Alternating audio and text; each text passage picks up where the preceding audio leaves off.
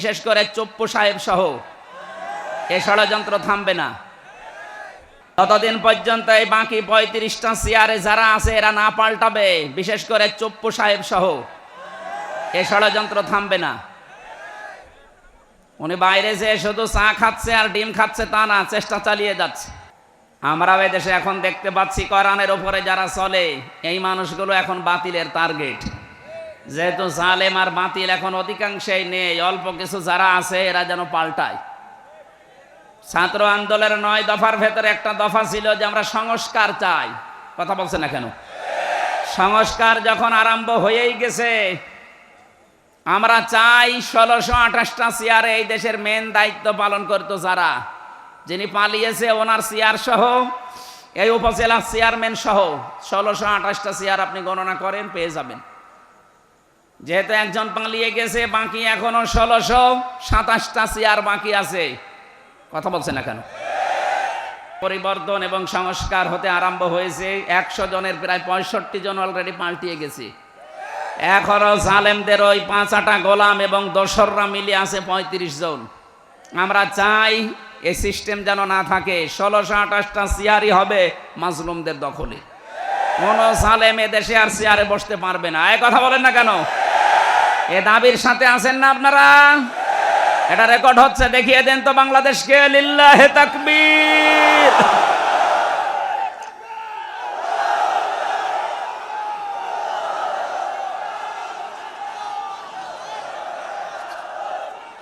আলহামদুলিল্লাহ। ভাই, জালেমরা মরণের আগ পর্যন্ত থামে না, এইটাই পৃথিবীর ইতিহাস। এই জন্য হযরতে নূহ আলাইহিস সালাম শেষ পর্যন্ত আর সহ্য করতে না পেরে বরদোয়া করেছিলেন। আকালা নূহুর রব্বি লা তাযার আলাল আরদি মিনাল কাফিরিনা দাজ্জারা ইন্নাকা ইন তাযারহুম ইযিল্লু ইবাদাকা ওয়া লা ইয়ালিদু ইল্লা ফাজিরান কাফফারা। সূরা নূহর ভেতরে আছে।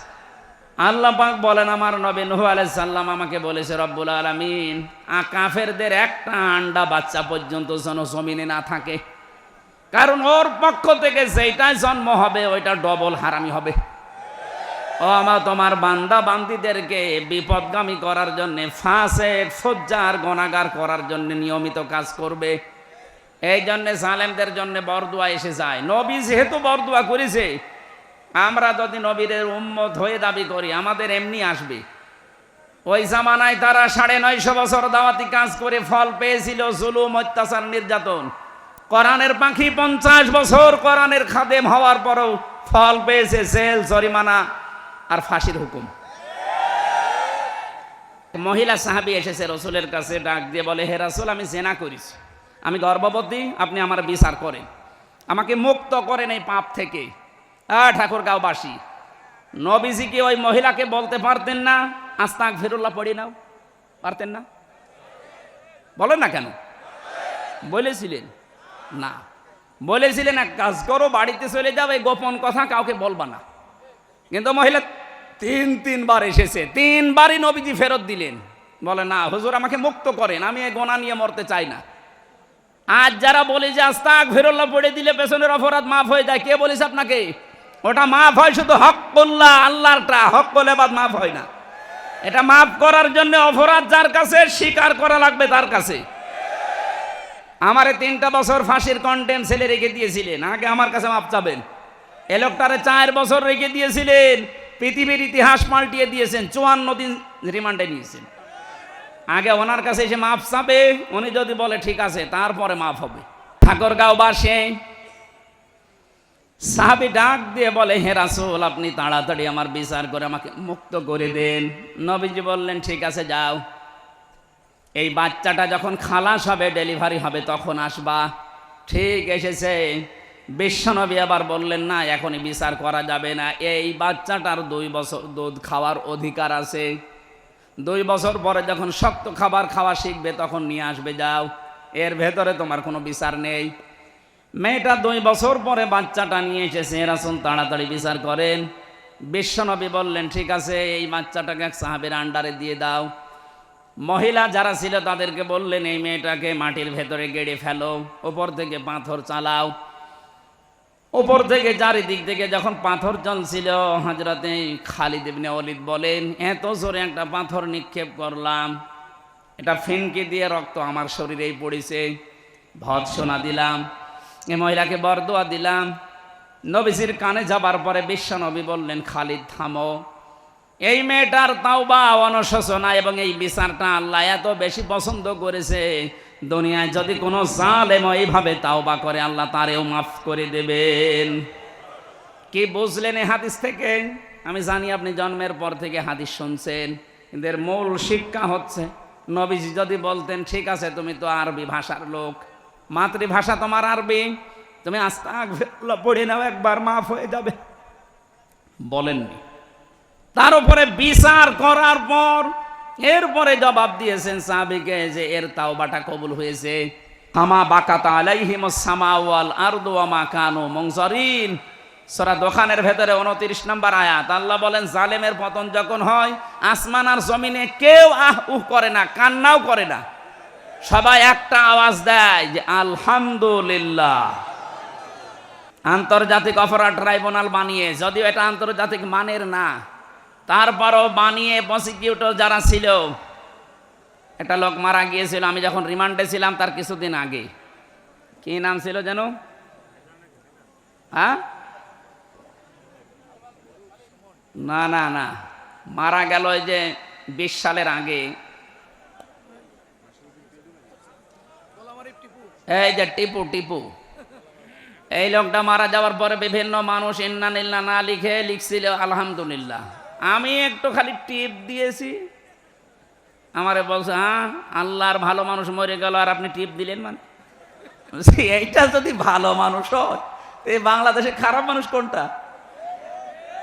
এদেশে ইসলাম এবং আলেমদেরকে ধ্বংস করার পেছনে যার ভূমিকা, সেই লোকটার ভেতরে এই লোকটা একটা, এর লাঠি বানিয়ে কাজ করিয়েছে জালেমরা। বাংলাদেশে এখনো পর্যন্ত বললাম না 35 জন চালাচ্ছে কাজ। এই যে প্রথম আলোর পত্রিকার সাংবাদিক যেটা, এটা ওই ধরনের, এরা জঙ্গি নাটক তৈরি করতে ওদের অফিসে বসে বসে, আর হামসাকে ধরো, দেলাওয়ারকে ধরো, এরকম নাম লিখে দিত নিজেরা। আমি মাটির নিচে যে 10 দিন ছিলাম, আমি দেখেছি ওদের গোপন ষড়যন্ত্রের বিশাল ফাঁদ তৈরি করা আছে। ওরা আমার চোখ বেঁধে নিয়ে যেত, তাতে কি, কিছু মানুষ ওখানেও পেয়েছিলাম, হুজুর আমরা ওয়াজ শুনি। আরে শয়তান, ওয়াজ শুনি, ওয়াজ যদি শরীর আবার একটু উপকার করেন, একটু চোখটা খুলে দেন, অন্তত আশপাশে কি আছে দেখি। দেখতাম এই দেওয়ালের পাশে লেখা আছে মোবাইল নাম্বার দিয়ে, যে ভাই যদি বাইরে যেতে পারেন আমার এই নাম্বারে জানিয়ে দেবেন যে হ্যাঁ আমি এখনো বেঁচে আছি। কেউ 5 বছর, 7 বছর, 10 বছর, 12 বছর, 14 বছরের মানুষ আমি পেয়েছি। আমারে বলতো দেলাওয়ারকে, মাসুদকে, এই ঘরের ভেতরে আমরা ফুটবলের মতো লাত্তি দিয়েছি, আল্লাহ এখন তাদেরকে ফুটবল বানিয়েছে। এই কাউন্টার টেররিজমের যে কয়টা দায়িত্বে ছিল, মনিরুল শাহ, আসাদুজ্জামান, আব্দুল মান্নান, শেখ ইমরান, নামগুলো সুন্দর। মনিরুল ইসলাম, দেখেছেন না কেমন সুন্দর নাম? এটা টাটকা নির্ভেজাল শয়তান। আমার তো মনে হয় জীবনে আমি শয়তান দেখিনি, যদি দেখতাম তো ওই রকমই হতো। ও চেহারা আমি সেভ করে রেখেছি, মাঝে মাঝে শয়তান দেখতে মনে চাইলে ওটা দেখি, আরে শয়তান এই একেবারে চেহারাটা আল্লাহ শয়তানের মতো বানিয়ে দিয়েছে। অথচ সেই জায়গায় ছিল সে যেভাবে যাক, ওখানে থেকে অনেক ভালো ভালো কাজ করতে পারতো, অথচ জঙ্গি নাটক সাজিয়ে এদেশের হাজারো মানুষের জীবন জাহান্নাম বানিয়ে দিয়েছে এই লোকটা। একে যেন ছাড় দেওয়া না হয়। যারা দায়িত্বে আছেন, আমরা আর কিছু চাই না, এইরকম যারা বিষ, এদেরকে যেন ছাড় দেওয়া না হয়। এদেরকে যদি ছেড়ে দেন, আগামীতে যারা আসবে তারা কিন্তু মনে করবে না এরকম করলে ছাড় পাওয়া যায়, তারা এগুলো করবে। আজ অনেককে দেখছি বলছে এদের মাফ করে দিন। আরে ভাই, মাফ পাওয়ার কিছু পদ্ধতি আছে, আপনি আন্দাজে আস্তাগফিরুল্লাহ পড়লে মাফ হয় না। সুতরাং 15.5 বছরে যারা আয়না ঘরের সাথে জড়িত ছিলেন, যারা গমের সাথে, খুনের সাথে, মিথ্যা মামলা দেওয়ার সাথে যারা জড়িত ছিলেন, যারা চাঁদাবাজির সাথে জড়িত ছিলেন, না হয়নি, যারা মানুষকে বিপদে ফেলার সাথে জড়িত ছিলেন, 15.5 বছর যারা অনেককে ঘরে ঘুমাতে দেননি, এই অপরাধের সাথে যারা অপরাধী, তারা শুধু আস্তাগফিরুল্লাহ পড়লে এখন আর হবে না, তাদের এই গুনাহ মাফ করার জন্য ওই শাস্তি তাদের নেওয়া লাগবে। ব্যারিস্টার আরমানকে আপনি 8 বছর মাটির নিচে রাখলেন আয়না ঘরে, আপনাকে 8 বছর রাখা হবে। আমান আজমির জন্য 10 বছর রাখা হবে, আর হামজার জন্য 10 দিন। 8 বছর 10 বছর কত হয়? আর 10 দিন, 18 বছর 10 দিন আগে থাকবেন, এরপরে আপনি এই দেশে আসবেন চট করে। আপনি যে চট করে আসবেন, আপনি তো শোধ হবে তারপরে তো। তা আমরা তো চাই আপনাকে বাঁচাতে। এতদিন যে দালালগুলো ছিল সেটা আস্তাগফিরুল্লাহ পড়িয়েছে, আমরা ওই আস্তাগফিরুল্লাহ পড়ে আপনার এই বেকার সময় নষ্ট করাতে চাই না। দুনিয়ায় আপনার বিচার হবে, আপনি কিয়ামতে যেন পার পেয়ে যান। আর আমি জানি এই 18 বছর 10 দিন আপনি আর বাঁচবেনও না, পটল তুলবেন। এই কথা বলে না কেন? যে বয়স আর 18 বছর পাওয়ার সম্ভাবনা আছে, যদিও টার্গেট দিয়েছিল 41 সাল, এটা আন্দাজে, আল্লাহ পুরাটা বন্ধ করে দিয়েছে। আমি যেটা শিক্ষা দেওয়ার জন্য এ পর্যন্ত এসেছিলাম, মনে আছে আপনাদের? মানুষের সম্মান যে বাড়ে কিসে, এটা অনেকে জানে না। কোরআনে কারিমে আল্লাহ জানিয়েছেন, তোমাদের ভেতরে যারা ঈমান আনে এবং যারা এলেম অর্জন করে, ওয়াল্লাযীনা উতুল ইলমা দারাজাত, তাদের মর্যাদা আমি আল্লাহ দিনের পর দিন বাড়াতেই থাকি। প্রশ্ন আসতে পারে, তাহলে এই যে দেশে যাদের ঈমান আছে আমরা জানি এবং এলেমও তারা পেয়েছে, তাদের সম্মান মর্যাদা এ দেশে অনেকের নেই, এমনকি তাদের মানুষ এখন কুকুরের চাইতেও ঘৃণা করে। বাইতুল মোকাররমের সাবেক যে খতিব ছিল মাওলানা রুহুল আমিন, এই লোকটা যদি আমার মনে হয় রাস্তা দিয়ে এখন হেঁটে যায়, মানুষ কুকুরের দিকে তাকাবে, ওর দিকে তাকাবে না। ফরিদ উদ্দিন মাসুদ, এই লোকটার নামের আগে আলেম দেখা ঠিক না, এ জালেমদের দোসর। কি কথা বললেন না? আরো আছে, আমি নাম নিলাম না। যে 2 জনের কথা বললাম, বলেন তো এদেরকে এই দেশে যদি কেউ ছেড়ে দেয়, 56,000 বর্গ মাইলের যে কোনো জায়গায় এদের দেখলে মানুষ মনে করবে একটা, কারণ কি তাদের ঈমান আছে আমরা জানি, এমনকি তাদের এলেমও আছে। সম্মান নেই কেন? তাহলে সূরা মুজাদালার 11 নম্বর আয়াত অনুযায়ী যাদের ঈমান আছে আর যারা এলেম অর্জন করে তাদের মর্যাদা আল্লাহ বাড়িয়ে দিন। এটার সাথে বাস্তবতা মিলছে না। আল্লাহর কথা হয় ভুল হবে, নাই তাদের কর্মকাণ্ড ভুল হবে। কথা বলেন না কেন? এই আয়াত দ্বারা বোঝা যায় আল্লাহর কথা 100 ভাগ সত্য। অবশ্যই তাদের ঈমানে কোনো ঝামেলা আছে, আর এলেম অনুযায়ী আমল নেই।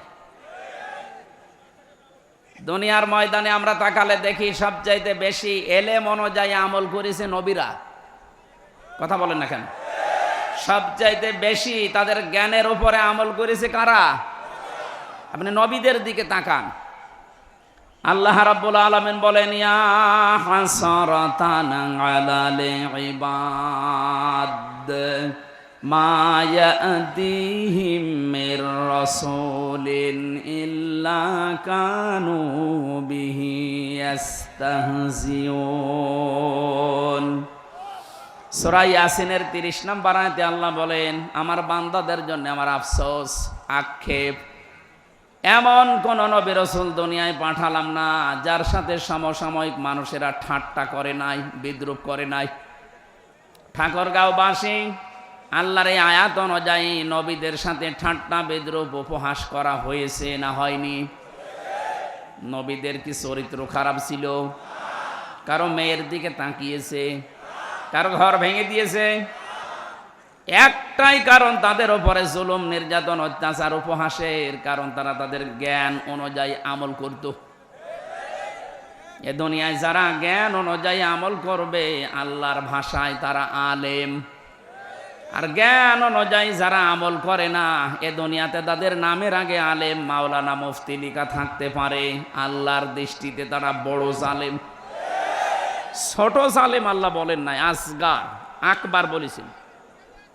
সূরা বাকারা 1 নম্বর পারা 20 নম্বর পৃষ্ঠার 13 নম্বর লাইনের 140 নম্বর আয়াতের প্রথম অংশে আছে, অমান আযলামু মিম্মান কাতামা শাহাদাতানি ইনদাহু মিনাল্লাহ ইলা আখিরি আয়াত। আল্লাহ পাক বলেন সব চাইতে বড় জালেম আমার দৃষ্টিতে দুনিয়ায় ওই লোকটা। আমার মনে হয় এখন যেটা বলা হবে শরীর শিউরে ওঠার কথা, আকবার ইসমে তাফজিল, ইংরেজিতে বলে সুপারলেটিভ ডিগ্রি, এর চাইতে বড় কিছু আর নেই। আল্লাহ বলেন আমার যে একটা দৃষ্টি আছে, আমার এই দৃষ্টিভঙ্গিতে পৃথিবীর বড় জালেম আমার বান্দাদের ভেতরে ওই লোকটা যার কাছে কোরআনের জ্ঞান থাকার পরেও দুনিয়ার স্বার্থে গোপন করে রাখে। এটার যে এতদিন গোপন করে রেখেছে, এতদিন আমরা বলতে পারি না, এখন তো দেখতে পাচ্ছি এই ফরিদউদ্দিন মাসুদ, রুহুল আমিন, এরা গোপন করে রাখতো। কোরআনে কারিমের জ্ঞান গোপন করতে এমন জায়গায় পৌঁছিয়েছে, এ পৃথিবীর স্বীকৃত জালেম যে 6 জনের তালিকা আছে, আপনি ইন্টারনেটে সার্চ দেন 6 জনের নাম পাবেন। পৃথিবীর সবচাইতে বড় জালেমের তালিকায় যিনি পালিয়েছে তার নামও আছে। আর তারে আপনি উপাধি দিলেন কওমি জননী, এই জন্যে দিয়েছিলেন যে আপনি নৌকা মার্কায় ভোটে দাঁড়াবেন নড়াইল থেকে। আমার মনে হয় আল্লাহ এত ঘৃণিত করে দিয়েছে এই মার্কাকে, এ বাংলাদেশে এখন যদি কেউ নৌকা মার্কা না নিয়ে কুকুর মার্কা নিয়ে দাঁড়ায় তাও পাস করবে। হ্যাঁ, সারা দেশে ঘুরে আমি এটাই দেখছি, ঘৃণিত করে দিয়েছে আল্লাহ। তাও তো এখনো ইতিহাস সেরকম লেখা হয়নি। ইতিহাস যখন লেখা হবে 50 বছর 100 বছর পর, তখন দেখবেন যে মানুষগুলো 15.5 বছর জুলমের সাথে জড়িত ছিল, এই মানুষগুলো ইয়াজিদের মতো ঘৃণিত হয়ে যাবে। ইয়াজিদ ওই জামানায় জুলুম করেছিল, কিন্তু কেউ ওই সময় ইতিহাস লিখতে পারে নাই ভয়ে, কিন্তু ইতিহাস লেখা হয়েছে না হয়নি? এমন ভাবে ইতিহাস লেখা তামাম দুনিয়ার মুসলমানেরা এখন পড়ে আর ওরে আগে গালি দেয়, অথচ নামটা খারাপ না, ইয়াজিদ অনেক সুন্দর নাম, পুরা নামটাই আল্লাহ গালি বানিয়ে দিয়েছেন। এখন যাদের নাম সুন্দর সুন্দর, হাসিনা মানে সুন্দরী, হ্যাঁ, আপনি আরবি গ্রামার নিয়ে আসেন, আরবি অভিধানে লেখা দেখবেন হাসিনা মানে সুন্দরী, আর হাসানা মানে কল্যাণ। একটু জবরটা পাল্টিয়ে গেলে আমরা কল্যাণ পেতাম, কিন্তু এমন জিনিস পেয়েছি সুন্দরী। এই সুন্দরী নাম থাকবে না, দেখবেন হয়তো 50 বছর 100 বছর পরে ইতিহাস লেখা হবে 15.5 বছরের জুলুম নিয়ে, তখন এই নামটাকে আল্লাহ ইয়াজিদের মতো ঘৃণিত করে ছেড়ে দেবে। আজ আমরা অনেকে 15.5 বছরে পাগলের আচরণ করেছি, কারণ কিছু বলার ছিল না। জুলুম হয়নি তা না, জুলুম 1500 বছর আগে বিশ্ব নবীর প্রতি যেমন জুলুম হয়েছিল, আয়না ঘরের মাধ্যমে ওই জুলুম ছাড়িয়ে গেছে। নবীজিকে তো 3 বছর আটক করে রেখেছিল শিহাবে আবি তালিবে, আর ব্যারিস্টার আরমানকে, আমান আজমিকে 10 বছর 8 বছর করে মাটির নিচে রেখে দিয়েছে। আয়ামে জাহিলিয়াত শুধু কিতাবে পড়েছি, এই 15.5 বছরে আমি জাহিলিয়াত দেখলাম। এজন্য ইতিহাস লেখা হবে ইনশাআল্লাহ, তখন আপনি কোথায় যাবেন, আপনাকে ঘৃণিত করে ছাড়বে। বাদশাহ হাজ্জাজ বিন ইউসুফ, এই লোকটার ইতিহাস পড়েছি, খুব জালেম ছিল। লোকজন এসে একদিন বলছে, বাদশাহ নামদার, আপনার জন্য তো আমরা বাইরে যেতে পারি না, মানুষ তো গালি দেয়, আপনি নাকি জালেম। যা গালি দেয়, ছদ্মবেশ নিয়েছে একটা, দাড়ি মাড়ি লাগিয়ে বিশাল আশাল পোশাক পরে বাইরে গেছে, দেখি কে গালি দেয়। রাস্তায় বের হয়ে দেখছে একটা গ্রাম্য মানুষ, বলছে ওই বেটা বাদশাহ হাজ্জাজ বিন ইউসুফ লোকটা কেমন? চুপ করে, নো জালেম। কি কেমন? বলছে ও জালেম। বারবার জালেম শুনে ওর গেছে মন খারাপ হয়ে, রাগ হওয়ার পরে বলছে, বেটা আমারে চেনো? বলছে না। আমি সে হাজ্জাজ। লোকটা চিন্তা করছে আমার তো মাথা থাকবে না, ডাক দিয়ে বলছে, বাদশাহ আপনি আমারে চেনেন? না। আমি এই গ্রামের ওই লোক যার মাসে 2 দিন মাথা খারাপ হয়, আজকে তার পয়লা দিন। পাগল! কার কাছে জিজ্ঞাসা করলো? ওই দিন পাগল বলে বেঁচে গিয়েছে, আমরাও এই 15.5 বছরে পাগল বলেই বেঁচেছিলাম, নাই তো আমাদের অবস্থাও দেলাওয়ারের মতো করতো। আমার রিমান্ডে 10 দিনের ভেতরে মনে হয় 8 দিন জিজ্ঞাসা করেছে যে দেলাওয়ার সাথে ছবি, তার মানে তুমি ওই পর্যায়ের। সম্মানিত ভাইরা, ইতিহাস লিখা হবে যেই কয়েকজনের কারণে এই দেশটা আজ রসাতলে চলে গেল। আপনি দেখবেন এদের নাম যত সুন্দর হোক, আল্লাহ ঘৃণিত করে ছেড়ে দেবে, এইটা ইতিহাস। কারণ ইতিহাসের কসম দিয়েছেন আল্লাহ, ওয়াল আসরি, ইতিহাসের কসম, এটা থাকবেই, এটা নীরব সাক্ষী। হয়তো 100 বছর পরে এখানে আমরা কেউ থাকবো না, সব মাটির নিচে যাব।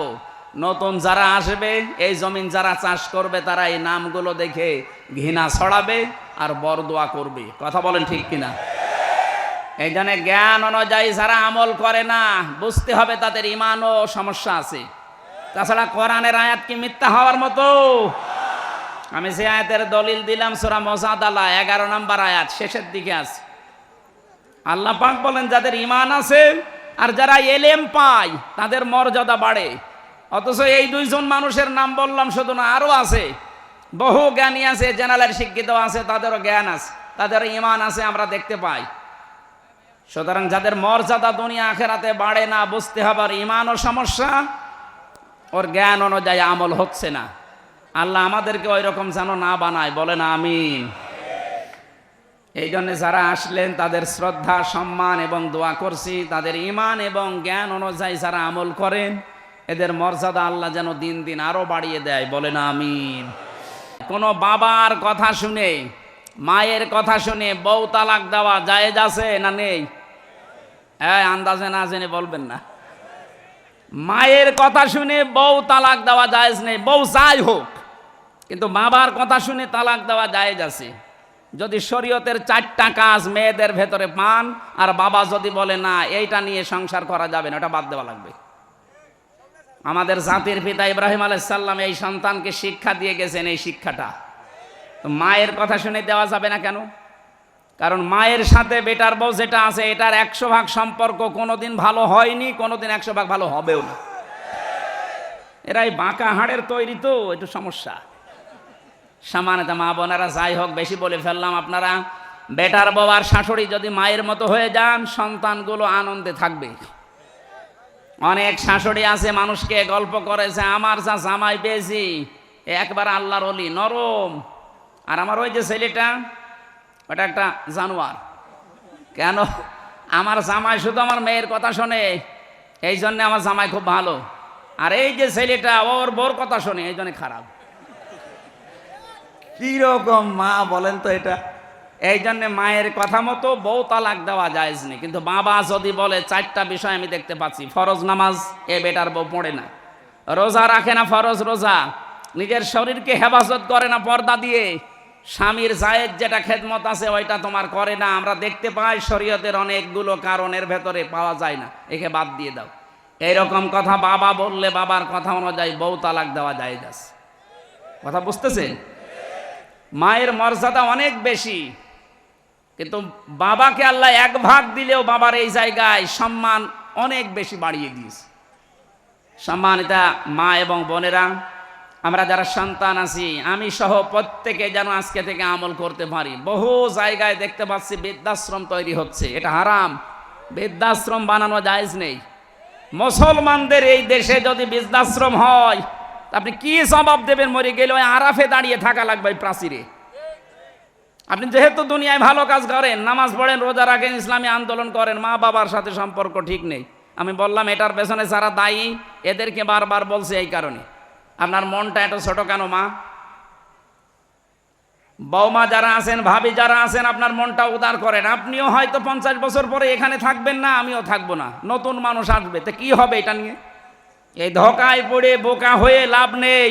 এই জন্য আমরা যেন পাগল না থাকি, আজকে থেকে পাগল ভালো হয়ে যাব।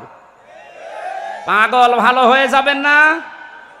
না, এই এলাকায় মনে হয় এই হাদিস চলবে না। এই পাগল ভালো হবেন তো নাকি ওই তুলা মিয়ার মতো পাগল থাকবেন? কাল এক তুলা পেয়েছিলাম, একটা পাগল, ওরে আল্লাহ এত ভাইরাল করে দিয়েছে কাজকে থেকে আজকে পর্যন্ত, ওর কপালে যা ছিল আমার মনে হয় সব লিখা আল্লাহ মুছে দিয়েছে।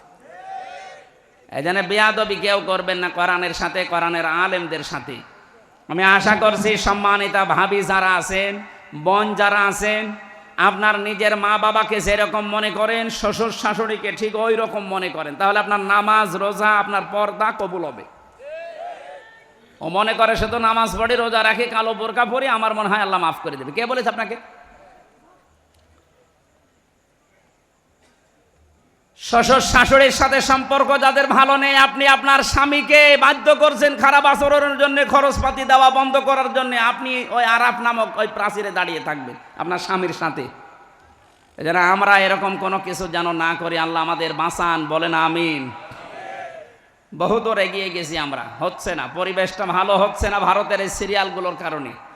আকাশ সংস্কৃতির মাধ্যমে যেগুলো আসতেছে বন্যার পানির মতো পিন আপ করা পত্রিকা দিয়ে, এগুলো দিয়ে আমাদের পরিবার আজ একেবারে সত্যিই জাহান্নাম হয়ে গেছে।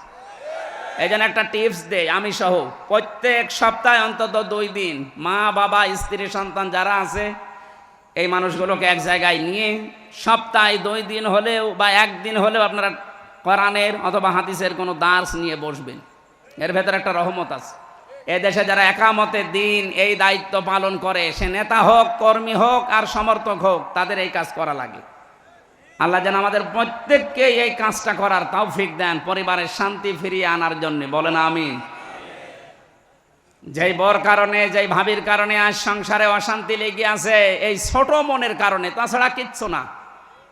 হয়তো মাকে 2000 টাকা দিয়ে শাড়ি দিয়েছে আর ওনারে দিয়েছে 1800 টাকা দিয়ে, 200 টাকা কম বেশি, এই জন্যে স্বামীর সাথে কথা বলে না। এরকম মহিলা দেশে নেই? এইরকম ছোট মনের বউ আছে কার ঘরে? হাত তোলেন তো। এই যে একজন তাও আছে, তোলেন, আপনি দাঁড়ান। ঠিক আছে ভাই, ও ভয় পাচ্ছে, ক্যামেরা সব ঘোরানো আমার দিকে, আপনার ভয় নেই। হাত আমি তুললে সমস্যা আছে, আমার শালা আছে পেছনে, ও বাড়িতে সব বলে দেবে। আবার এই যে ম্যাডাম তো মনে হয় লাইভ দেখছে। কোরআনে কারিমের তাফসীর মাহফিলে যাদেরকে নিয়ে এসেছেন, জবান ছেড়ে যে নিয়ামতটা পেলাম, এই যে মুক্তভাবে কথা বলার, খালাকাল ইনসান আল্লামাহুল বায়ান, আল্লাহ বলেন মানুষ আমি বানিয়েছি আর কথা বলা আমি শিখিয়েছি।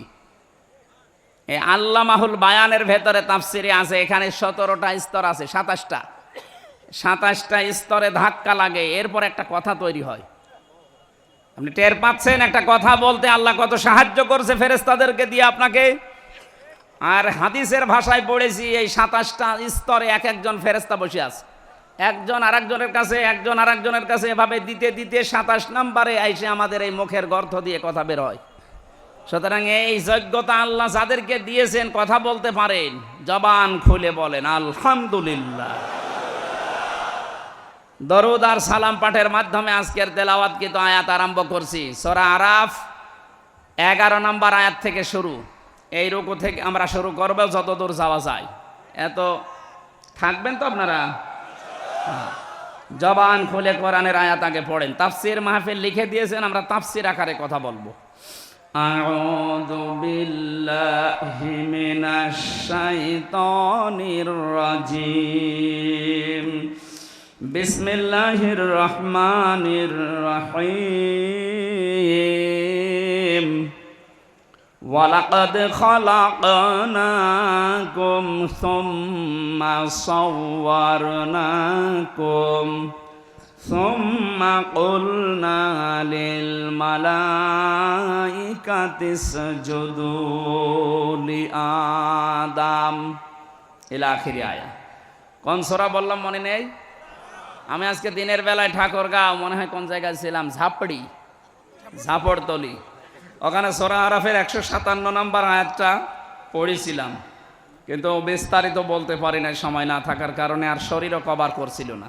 দিনের বেলা শরীর ঘেমে যায়, মনে করলাম রাতের বেলা আরম্ভ করব। আমরা সূরা আরাফ থেকেই পড়েছি, তবে আজকের আলোচনাটা নতুন আঙ্গিকে আমরা কোরআনে কারিম থেকে সাজিয়েছি, ওইভাবে বলার চেষ্টা চালাচ্ছি। আল্লাহ যেন তৌফিক দেন, আমিন। আরফ, আরব শব্দের শাব্দিক অর্থ পরিচিত। আরব মানে কি? বাংলাদেশে বহু মানুষ এই এলাকায় আছে কিনা জানি না, এরা এই যে মারেফতের কথা বলে না?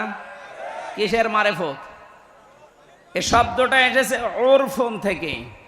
আরাফা ইয়ারিফু, এই শব্দের বাংলা অর্থ পরিচিত হওয়া, প্রকাশ পাওয়া। আল্লাহ পাক বলেন আলহামদুলিল্লাহিল্লাযী আনজালা আলা আবদিহিল কিতাবা ওয়া লাম ইয়াজআল লাহু ইওয়াজা। সব প্রশংসা আল্লাহর জন্য, যিনি তার বান্দার প্রতি কিতাব দিয়েছেন, এমন কিতাব দিলেন যে কিতাবে কোনো মারেফতের কথা নেই। ইওয়াজা মানে বক্ষতা, গোপন কথা, চুরি করা কোনো কথা কোরআনে আল্লাহ দেয়নি। যা দিয়েছে সব ওপেন কথা।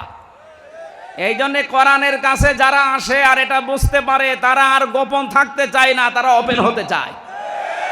এ লোকটা রিমান্ডে এবং 4 বছর জেল খাটার পরে তো গোপনে চলে যাওয়ার দরকার ছিল। কথা বলেন না কেন? আপনি দেখেন, যারাই জেল থেকে বের হয়, রিমান্ডে যায়, এই মানুষগুলো আরো গোপনে না, আরো ওপেন হয়।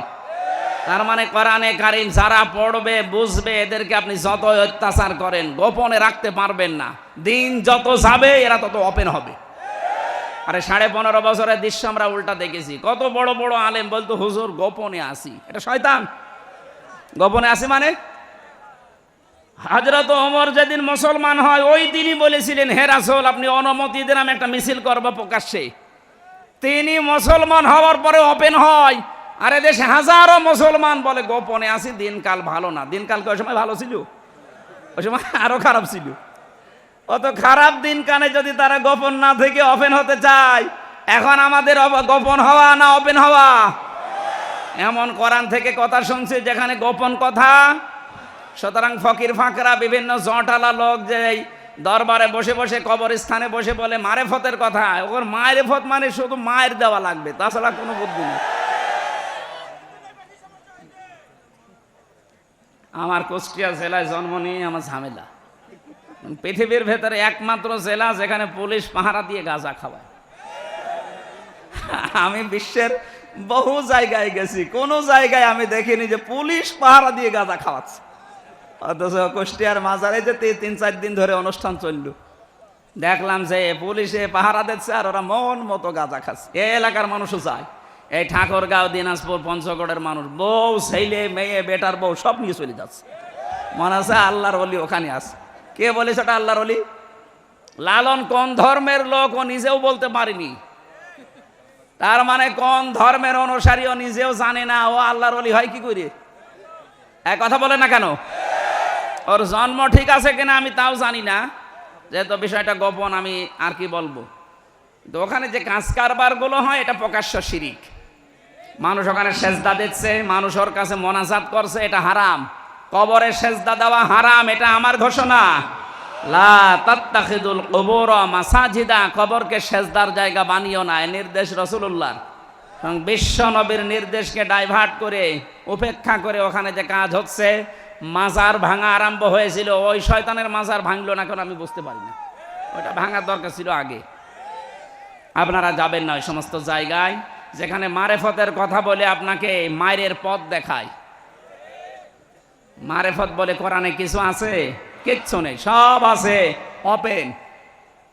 মারেফত কোনটা? এই যে সলাত, এটা শরীয়ত, আর সলাত যে আদায় করে এটা মারেফত। আমি কথা বোঝাতে পারিনি। সলাত, সিয়াম এটা হচ্ছে শরীয়ত, আর এইটা কিভাবে আদায় করবেন ওর পদ্ধতিগুলো জেনে আদায় করার নাম, পরিচিত হওয়ার নাম মারেফত। সুতরাং এই সূরা আরাফের ভেতরে 157টা বিষয় আলোচনা করা আছে। আমরা একটা বিষয় আজকে নিচ্ছি। আল্লাহ রাব্বুল আলামিন বলেন, কিয়ামতের ময়দানে একটা প্রাচীর আমি বানাবো যে নাম হচ্ছে আরাফ। এখানে কিছু মানুষকে আল্লাহ দাঁড় করিয়ে দেবেন। নবীজি বলেন এদেরকে আল্লাহ জাহান্নামেও দেবে না, জান্নাতেও দেবে না। সাহাবী বললেন, হুজুর জাহান্নামে দেয় না, জান্নাতে দেয় না, কারণ কি?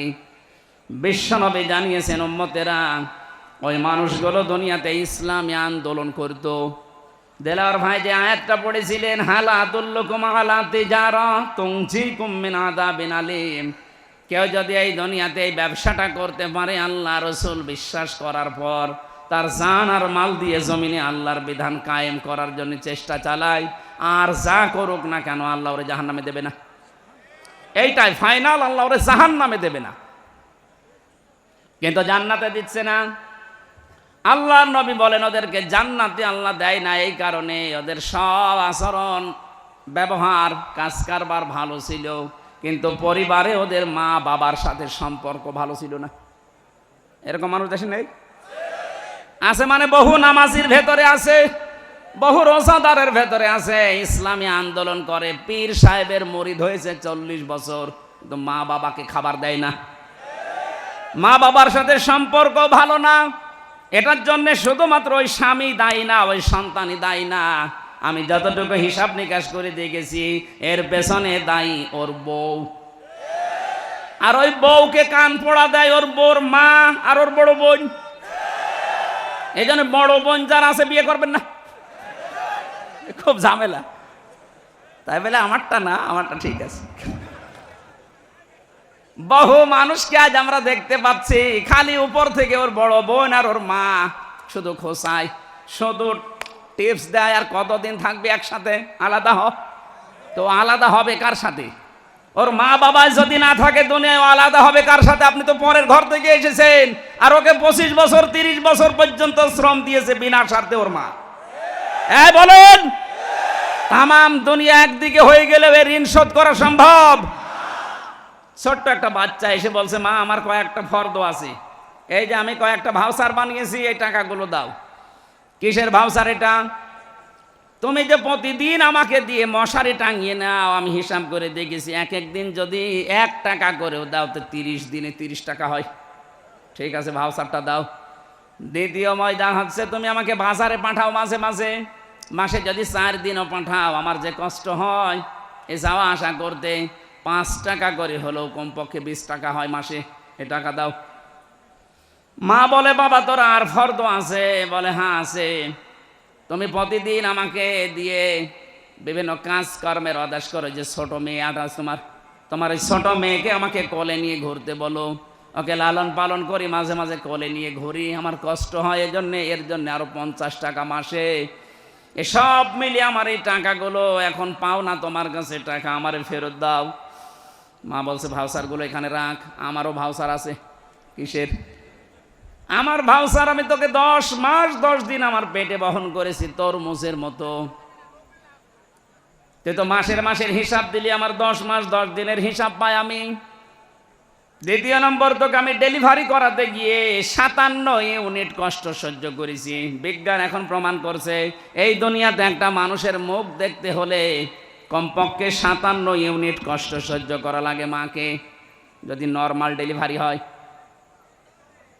একটা মানুষ, আমরা যারা পুরুষ মানুষ আছি, সর্বোচ্চ 47 ইউনিট কষ্ট সহ্য করতে পারি, এর উপরে গেলে আমরা মারা যাব।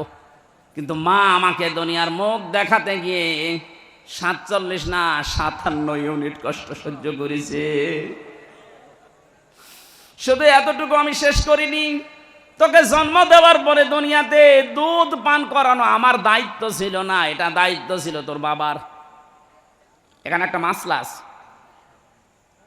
এই যে যারা দুধ পান করায় মায়েরা, এই অধিকার, এই হক, এই দায়িত্ব কিন্তু মায়ের না, এ দায়িত্ব বাবার। অনেকে মনে করছে নতুন হাদিস করে না, হাদিস না, এটা কোরআনের আয়াত। সূরা বাকারা 233 নম্বর আয়াতে আছে, ওয়াল ওয়ালিদাতু ইরদি'না আওলাদাহুন্না হাওলাইনি কামিলাইনি লিমান আরাদা ইউতিম্মার রাদা। যারা আরবি গ্রামার বোঝে ওদেরকে জিজ্ঞাসা করেন, এখানে ফাজিল মাদ্রাসা আছে না, আলেমদের জিজ্ঞাসা করেন, লিমান আরাদা ইউতিম্মার রাদা শব্দটা মুযাক্কার। আল্লাহ মুআন্নাস শব্দ দেয়নি, মুযাক্কার পুরুষবাচক শব্দ দিলেন। এ দায়িত্ব হচ্ছে 2 বছর দুধ খাওয়ানো বাবার। আমরা যারা বাবা আছি, আমাদের মেশিন পত্র আছে, খাওয়াবেন কি দিয়ে? সারা জীবন এখানে নিয়ে রাখলো 1 ফোঁটা দুধ দিতে পারবেন? এখন যেহেতু আমাদের নেই, যেটা আল্লাহ দিয়েছে যাদের, তাদের এই কর্তব্যটা ওরা যদি পালন করতে রাজি না হয়, টাকা পয়সা যদি চায় তাও দেওয়া লাগবে। এটা আমার মনে হয় মাইকে না বলা ভালো ছিল। তো সাতা এখন শুনে দেখা যাচ্ছে, আমারটা এই যে 1 মাস আগে হয়েছে, বলবে আমরা 2 লাখ টাকা দাও, না তো তোমার মেয়ে তুমি না। মাইকে বলে ভুল করে ফেললাম না তো? সম্মানিতা মা বোনেরা যারা এসেছেন, সন্তানকে দুধ পান করিয়ে প্রথম যে দুধটা তার কণ্ঠনালীতে যাবে, একটা মরা মানুষ জীবিত করে দিলে যে সওয়াব হয়, ওই সওয়াব পাবে। প্রতিদিন একটা সন্তান কমপক্ষে 7 থেকে 8 বার দুধ পান করে, বিজ্ঞান প্রমাণ করছে। প্রতিবারে কমপক্ষে 1 পোয়া করে, 8 বার করে হলে প্রতিদিন হয় 2 কেজি, রাত দিন মিলে 2 বছর দুধ পান করা লাগে একটা সন্তানের। আপনি হিসাব করেন, কমপক্ষে একটা সন্তান মায়ের স্তনের দুধ খায় 36 মণ। কত? 36 মণ। দেলাওয়ার ভাইদের ভাই হচ্ছে 5টা না? বোন কয়টা? 9টা। 36কে 9 দিয়ে গুণ দেন তো। অথচ মায়ের ওজন মাত্র 50 কেজি। কি একটা কুদরতি মেশিন আমাদের মায়ের কাছে আল্লাহ লাগিয়ে দিয়েছে। আমার গ্রামের বাড়ি যেখানে কুষ্টিয়া হালসা, ওই গ্রামে একজনের মেয়ে 12টা, ছেলে 4টা, একটা বউ 16টা। আপনি 9 দিয়ে 36 দিয়ে হিসাব করেন 16 কত মন হয়? আমি একবার হিসাব করেছিলাম 772 মন হয়। এত দুধ আল্লাহ বের করলেন, এটা আপনাকে এমনি এমনি আল্লাহ দেয়নি। মেয়েরা যারা এসেছেন অনেকে মনে করছেন আমার বডি স্ট্রাকচার খারাপ হয়ে যাবে, আমার স্বাস্থ্য খারাপ হবে, এই জন্য এখন আর সন্তানকে দুধ দিতে চান না। স্বামীকে বলে ডানো আনো। ডানো আনো মানে এত কষ্ট করে জন্ম দিলাম, এরপরও ডানো আনো। ডানো বানানো হয় কি দিয়ে দেখেছেন? ওর ভেতরে পশুর খাবার মেশানো আছে, পশুর দুধ মেশানো আছে ওর ভেতরে। এই জন্য মায়ের স্তনের দুধ বাদ দিয়ে যারা সন্তানকে শুধু ডানো খাওয়ান, ও বড় হলে ওর আচরণ দেখবেন পশুর মতো হবে। আমাদেরকে আল্লাহ ওই মেশিন দেয়নি, আপনাদের দিয়েছে এমনি না। কারণ এখানে জমা করে রাখার জন্য না, যত ছেড়ে দেবেন তত শরীর ভালো থাকবে। পৃথিবীর কোন জিনিস দেখবেন এক জায়গায় রাখলেই নষ্ট হয়ে যায়। আপনি পানি এক জায়গায় রাখেন, দেখেন পচন ধরবে। এই কথা বলছেন এখানে। লোহা লক্কড় এক জায়গায় রাখেন, পচন ধরবে। ওটা হয় মরিচা ধরবে, জং ধরবে, শেষ হয়ে যাবে। টাকা পয়সাও এক জায়গায় রাখা ঠিক না, যত ছাড়বেন তত আসবে। এই জন্য নদীর পানি, সাগরের পানি যত ছেড়ে দেবেন তত স্বচ্ছ পানি আসে। ক্ষমতাও এক জায়গায় রাখা ঠিক না, এও নষ্ট হয়ে যায়। 15.5 বছরে নষ্ট হয়ে যায়নি? এটা যদি 5 বছর 10 বছর পরে পরে পাল্টাতো তাহলে এত জুলুম করার সাহস পেত না। মা বোন যারা এসেছেন এক জায়গায় রাখবেন না, এটাকে আপনি ছড়াবেন, নয়তো আবার স্তন ক্যান্সারের ঝুঁকি দেখা দেবে। শেষে স্বাস্থ্য ভালো রাখার জন্য কেটে বাদ দেওয়া লাগবে। আমি আর নিচে নামলাম না। মায়ের অনেক মর্যাদা। মা বলছে আমি তোরে 2 বছর দুধ খাওয়াইছি, এইটার ভাউচার 36 মণ দুধ তুই খেয়েছিস, যা টাকা হয় ভাউচার দিয়ে দিলাম, টাকা আমারে ফেরত দে। এখানে যারাই আছেন আমি সহ, দুনিয়া যদি একদিকে চলে যায়, সব একদিকে, আপনার মা বাবা একদিকে, কোরআন আর হাদিস বলে আপনাকে মা বাবার দিকে থাকা লাগবে, যদি যুক্তি বৈধ হয়। আমার ভাইরা, আমি আরাফ শব্দের যে প্রাচীরের কথা বলছিলাম, এখানে যেন আমরা দাঁড়িয়ে না থাকি। নবীজি হাদিসের শেষে কিন্তু আর বলেন না যে কি হবে। এখন ভাবেন তো, আমাদের জীবনে এ দুনিয়ায় ভালো ভালো কাজ করার পরেও মা বাবার সাথে খারাপ আচরণ করে যদি এই অবস্থা হয়ে যায়, আমাদের মতো কপাল পোড়া কেউ আছে? আল্লাহ আমি সহ যারাই আসলাম আমাদেরকে এই আরাফ মেনে নেওয়ার তৌফিক দাও, বলেন আমিন। আরম্ভ হচ্ছে আল্লাহর কোরআনে কারীম, ওয়ালাকাদ খালাকনাকুম সুম্মা সাওয়ারনাকুম। আল্লাহ পাক বলেন অবশ্যই আমি তোমাদেরকে বানিয়েছি। বলেন তো আমাদের বানিয়েছেন কে? সুম্মা সাওয়ারনাকুম, অথবা তোমাদের আকৃতি দিয়েছি আমি আল্লাহ। বিজ্ঞান এই আয়াত নিয়ে গবেষণা চালিয়েছে। আল্লাহ আমাদেরকে বানিয়েছে, সর্বপ্রথম তিনি ফেরেশতাদেরকে বলেছিলেন মাটি নিয়ে আসো। জিবরাইল, মিকাইল, ইসরাফিল 3 জন এই মাটির কান্না থেকে ফিরে গেছে। এটা ফি জিলালিল কোরআনে পাবেন। শেষে হযরতে আজরাইল এসে এক খামসা মাটি নিয়েছিল। মুফাসসির লিখেছেন মাটি কন্দন করেছিল। তো আজরাইল বলেছে না, যারা ফিরে গেছে আমি তাদের মতো না। আল্লাহর আদেশ, তুমি যতই কান্নাকাটি করো আমি দুনিয়াতে থেকে নিয়ে যাবই। এক খামসা নিয়েছেন, 40 মণ মাটি ছিল এক খামসার ভেতরে। ফেরেশতাদেরকে আল্লাহ এই যে বডি স্ট্রাকচার যেটা এটা তৈরি করলেন, বডি স্ট্রাকচার তৈরি করতে 40 মণ মাটি দিয়ে 36 হাত মোটা, 60 হাত লম্বা মানুষের এই যে আকৃতি যেটা বলা হয়, এটা শুধুমাত্র আল্লাহ নিজের হাত দিয়ে বানিয়েছেন। সুবহানাল্লাহ বলতে পারেন না? পৃথিবীর যত সৃষ্টি আছে এই জন্য সবচাইতে সুন্দর সৃষ্টি মানুষের এই মুখ। মেয়েরা আছে, অনেক মেয়েরা আছে, না বুঝে অনেকে ছেলে মেয়েকে গালি দেওয়ার সময় বলে তোর মুখে লাথি দেব। না এলাকায় নেই? না, এই পাপ কাজ করা যাবে না। এই মুখটা আল্লাহ নিজে বানিয়েছেন। আল্লাহ পাক বলেন আমি বানালাম কি করে জানো?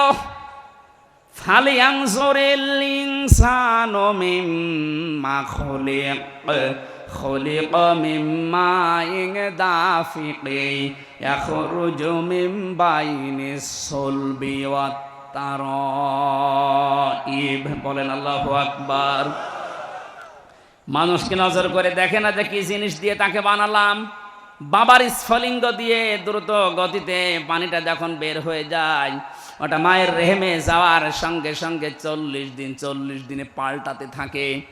6 মাসের ভেতরে ওর বিভিন্ন স্ট্রাকচার দেয়, নতফা বানায়, আলাক বানায়, মুদগা বানায়। আমি আল্লাহর পরে চামড়া দিয়ে, গোশত দিয়ে, চর্বি দিয়ে এই বডি স্ট্রাকচারটা ঢেকে দিয়ে মুখটা সুন্দর করে আমার নিজের মতো করে বানালাম। বিজ্ঞান এখন প্রমাণ করছে এই নাপাক পানিটা দিয়ে মায়ের পেটের ভেতরে আল্লাহ পাক 4টা জিনিস বাবার এই নাপাক পানি দিয়ে বানায়: চুল, রগ, হাড় আর পর্দা। মায়ের রেহেমের ভেতরে যে নাপাক পানির থলি আছে ওইটা নিয়ে আল্লাহ আরো 4টা জিনিস বানায়: রক্ত, গোশত, চর্বি আর চামড়া। 8টা জিনিস যখন এক হয়ে যায়, আল্লাহ পাক বলেন আমি যে রব নাম নিয়েছি এই কারণে আমার পক্ষ থেকে 5টা জিনিস দান করি। সূরা নাহলের 78 নম্বর আয়াতের মাঝের অংশে আছে এটা, ওয়াজআলা লাকুমুস সামআ ওয়াল আবসারা ওয়াল আফইদা ইলা আখিরি আয়া।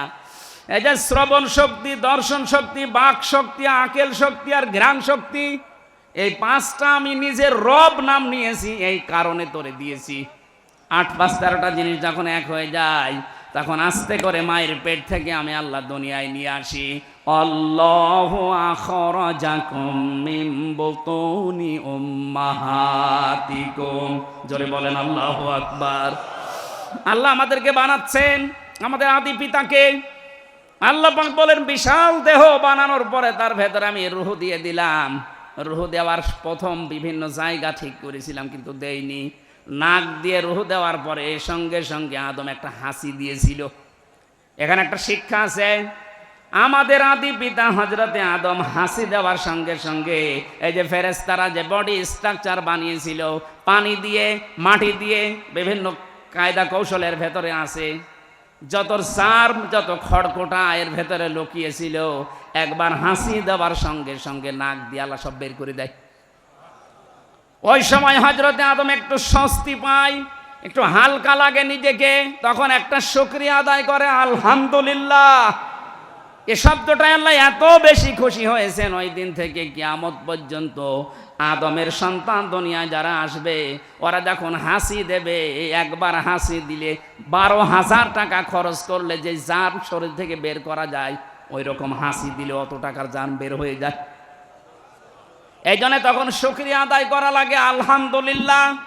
শব্দটা এত দামি, এটা যে শুনবে তার পাশে যে থাকবে সে বলবে ইয়ারহামুকাল্লাহ। কথা বলছে না কেন? এটা বলা লাগে না? আপনি আলহামদুলিল্লাহ, আমাদের আদম নবী বলেছিলেন এটা। আল্লাহ পাক এবার ফেরেশতাদেরকে বললেন সুম্মা কুলনা লিল মালাইকা, ফেরেশতাদেরকে বললাম লিআদামা ফাসাজাদু ইল্লা ইবলিস, তোমরা একটু সেজদা দিয়ে সম্মান দেখাও আমার আদমকে। প্রশ্ন আসতে পারে হযরতে আদমকে সেজদা দেওয়া লাগবে কেন? আমি 7টা কারণ পেয়েছি তাফসিরে। 1 নম্বরে হযরতে আদমকে আল্লাহ জ্ঞান দিয়েছিলেন তাই। আবার প্রশ্ন আসতে পারে ফেরেশতাদের জ্ঞান ছিল না? হ্যাঁ ছিল, কিন্তু যতটুকু আল্লাহ দিয়েছেন ওর বাইরে ওনারা 1 পাও নড়তে পারতো না। এই জন্য ফেরেশতারা এক বাক্যে জানিয়েছিল ক্বালু সুবহানাকা লা ইলমা লানা ইল্লা মা আল্লামতানা ইন্নাকা আনতাল আলিমুল হাকীম। বলেন আল্লাহু আকবার। হযরত আদম আলাইহিস সালামকে আমি ঘটনা শোনাতে না, শিক্ষা নেওয়ার জন্য বিশাল দেহ পড়েছিল। হযরতে আদমকে আল্লাহ শিক্ষা দিয়েছিলেন প্রথমে যে জিনিসের নামগুলো, ওটা আমরা অনেকেই মনে করি আলু, পটল, বেগুন, ঝিঙা, এই না। আল্লাহ ওই দিন যত ন্যায় আছে, যত অন্যায় আছে, সব কিছু তার সাথে পরিচয় করে দিয়েছিলেন। এখানে যারা তাফসির পড়তে পারেন, সূরা বাকারার 31 নম্বর আয়াতটা বাড়ি দিয়ে মিলাবেন। ওয়া আল্লামা আদামাল আসমা কুল্লাহা। আল্লাহ পাক নিজে ক্লাস নিয়ে শিখিয়েছেন আদম আলাইহিস সালামকে যত কিছু অন্যায়, যত কিছু ন্যায়, সবই একদিনে তার ভেতরে আল্লাহ দিয়ে দিয়েছেন, এক ক্লাসের ভেতরে। সাম্মা আরাদাহুম আলাল মালাইকা, অথবা ফেরেশতাদের সামনে ওনাকে আরজি করলেন, হাজির করার পরে বললেন, দেখো তো, বলো দেখি। কারণ ফেরেশতারা ন্যায় অন্যায়ের ওই ভাষাগুলো তখন তো বুঝবে না। ওনাদেরকে আল্লাহ যতটুকু শিখিয়েছেন তার বেশি ওনারা পারে না। আদম আলাইহিস সালামকে ক্লাস নিয়ে আল্লাহ সব আগেই জানিয়ে দিয়েছেন। হযরতে আদমকে এবার ডাক দিয়ে বললেন, দেখো, আদমকে জিজ্ঞাসা করো, যত ন্যায় আছে দুনিয়া শুরু থেকে কিয়ামত পর্যন্ত, সব ন্যায় সব অন্যায়ের পরিচয় আমার আদম বলতে পারবে। এই জন্য আমরা আদমের সন্তান হিসাবে লেখাপড়া করি নাই, তারপরও কিন্তু ন্যায় আর অন্যায় বুঝি। কথা বলেন না কেন? এটা ওই যে ক্লাস নিয়েছিল আমাদের আল্লাহ, আমাদের আদি পিতা আদম আলাইহিস সালামের, ওই ক্লাসের গুণ। আমরা জীবনে লেখাপড়া যদি নাও করি, তাও আমরা কোনটা ন্যায় কোনটা নাই আমাদের বিবেক আছে, এটা আমাদের বলে দেবে।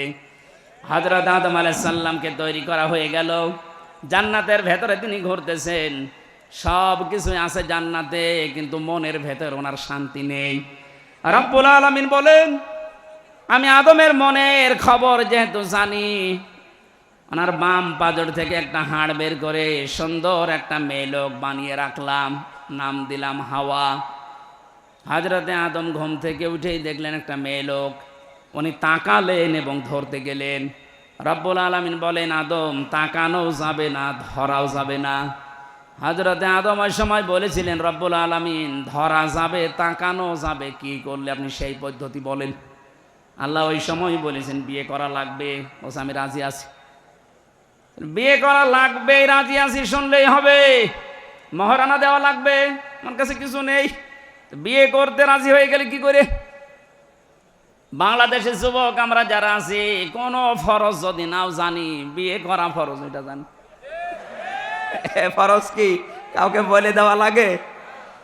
বহু সন্তান আছে, এখানে মোবাইল করে বলে, হুজুর এটা বলতে পারেন না, মা বাবা থাকে। আচ্ছা ঠিক আছে, বললাম তো, বিয়ে করা ফরজ আছে কারোর জন্য, কারোর জন্য সুন্নাত আছে, কারোর জন্য নফল আছে, কারোর জন্য ওয়াজিব আছে, কারোর জন্য হারাম আছে। আপনি বিয়ে করে যদি অত্যাচার করবেন, যৌতুক নেবেন, এই নিয়ত থাকে, আপনার জন্য বিয়ে করা জায়েজ নেই, হারাম। কথা বলেন না কেন? যদি এই নিয়ত থাকে যে আমি সুন্নাত পালন করব, দুনিয়াতে নবীজির উম্মতের সংখ্যা বাড়াবো, আপনার জন্য বিয়ে করা সুন্নাত। নিজেকে কন্ট্রোল করা যদি কঠিন হয়ে পড়ে, তার জন্য বিয়ে করা ফরজ, ওয়াজিব। হযরতে আদম যেই বলেছেন আমি বিয়েতে রাজি আছি, আমি তাকাতে চাই, ধরতেও চাই, কারণ এই যে মেয়ে লোকের প্রতি একটা আকর্ষণ, এটা আল্লাহ নিজে বানিয়ে দিয়েছেন। সূরা আলে ইমরানের 14 নম্বর আয়াতে তাফসীর করা আছে, যুযিনা লিন-নাসি হুব্বুশ শাহাওয়াতি মিনান নিসা। আল্লাহ বলেন, আমি সুশোভন করে দিয়েছি, আকর্ষণীয় করে দিয়েছি 7টা জিনিসকে দুনিয়ায়, তার 1 নম্বরে নারী, স্ত্রী। এই জন্য স্ত্রী লোকের প্রতি, মেয়ে লোকের প্রতি আকর্ষণ আসবেই পুরুষের, এইটাই স্বাভাবিক। এটা বানিয়েছে কে? আল্লাহর এই সিস্টেমটাকে বাংলাদেশে আজ অনেকেই উল্টিয়ে দিতে চাচ্ছে। মেয়ে লোকের প্রতি আপনার আকর্ষণ হবে, দায়িত্ব দিয়েছে, এই পদ্ধতি বানিয়েছে কে? আরো জোরে বলেন। এটা আজ যারা পাল্টিয়ে সমকামিতা অর্জন করার মাধ্যমে বাংলাদেশে অনেকে অফিসও নিতে চাচ্ছেন, নাম দিয়েছে মানব অধিকারের অফিস। তাই কিসের মানব অধিকার? সমকামিতার অফিস বানানোর জন্য যারা চেষ্টা আছেন, 96% মুসলমানের এই দেশে এই গনার কাজ আমরা হতে দেব? বলেন। কত রুচি নিচে নামলে পুরুষ মানুষকে বিয়ে করে, বলেন। মানুষ আজ পর্যন্ত কোন কুকুর পুরুষকে বিয়ে করেছে আমি শুনিনি।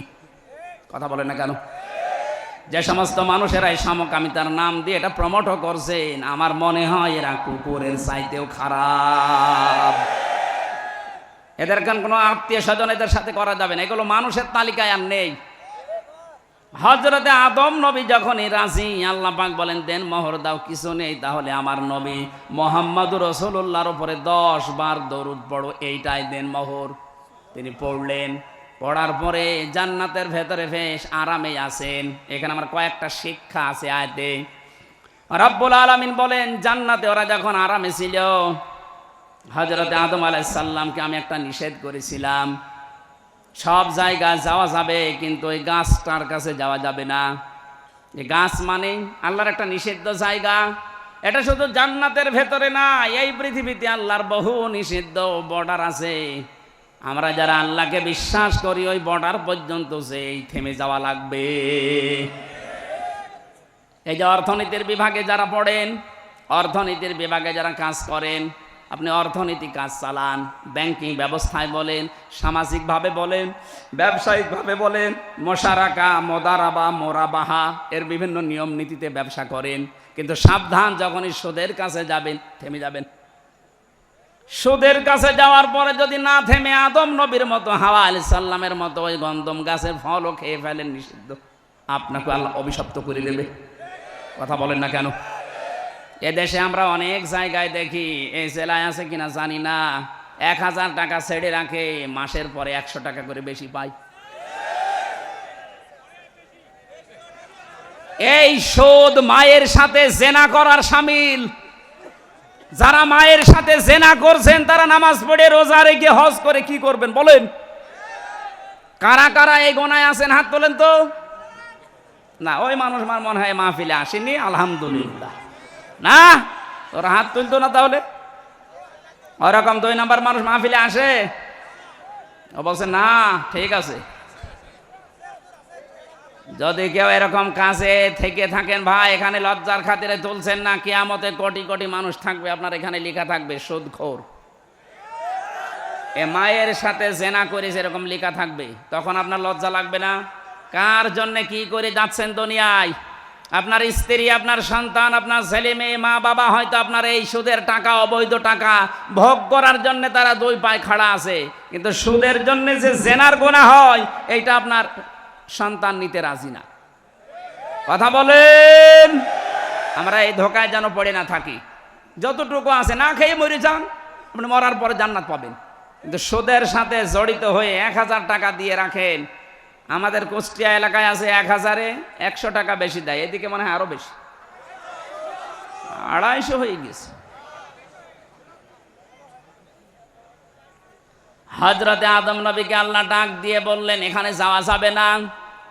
আকুলনা ইয়া আদম উসকুন আনতা ওয়া যাওজুকাল জান্নাতা ওয়া কুলা মিনহা রাগাদান হাইসু শি'তুমা ওয়া লা তাকরাবা হাযিহিশ শাজারাতা ফাতাকুনা মিনাজ জালিমিন। আল্লাহ তাকে ডাক দিয়েছিলেন, হে আদম, বিয়ে যখন হয়ে গেছে, বউ নিয়ে এবার তোমার বাড়ি যাও। জান্নাত আমাদের বাবার বাড়ি। কি কথা বলে না কেন?